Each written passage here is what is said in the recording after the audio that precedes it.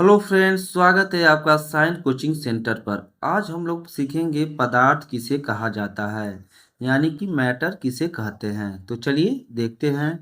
वे सभी वस्तुएं जो स्थान घेरती हैं तथा जिसमें द्रव्यमान होता है पदार्थ कहलाता है।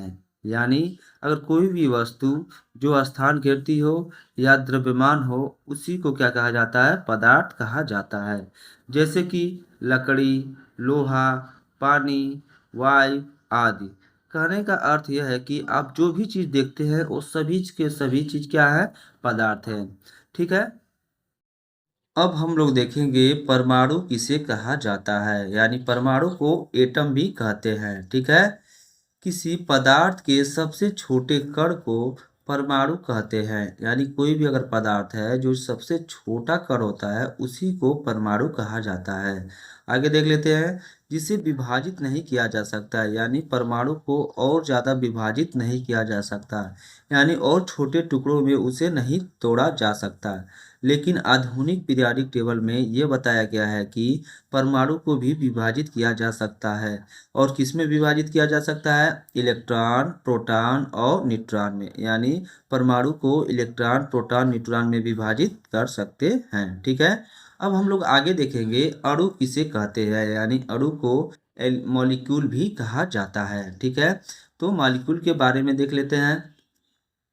दो या दो से अधिक परमाणु का वह समूह जो आपस में रासायनिक बंधु द्वारा जुड़े होते हैं उसे अणु कहते हैं।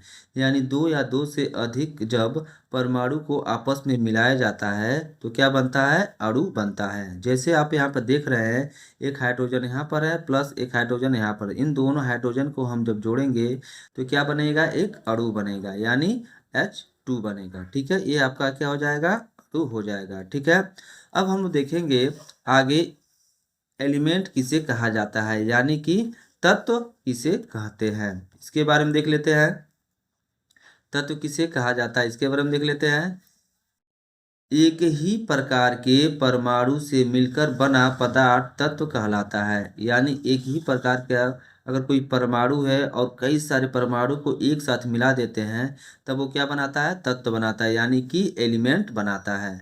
जैसे कि हमने यहाँ पर लिखा है हाइड्रोजन, तो यहाँ के हाइड्रोजन 2, 3, 4, 5, 6 कई सारे हाइड्रोजन मिलके जब बनते हैं तो क्या बनाते हैं? आपका एलिमेंट बनाते हैं। ठीक है। ये था आपका एलिमेंट का डिफिनीशन। आशा करता हूँ कि आपको अच्छे से समझ में आ गया होगा। अगर यह वीडियो आपको अच्छी लगी हो तो हमारे चैनल को ज़रूर सब्सक्राइब करें, जिससे कि आने वाले वीडियो का नोटिफिकेशन सबसे पहले आप पर आए।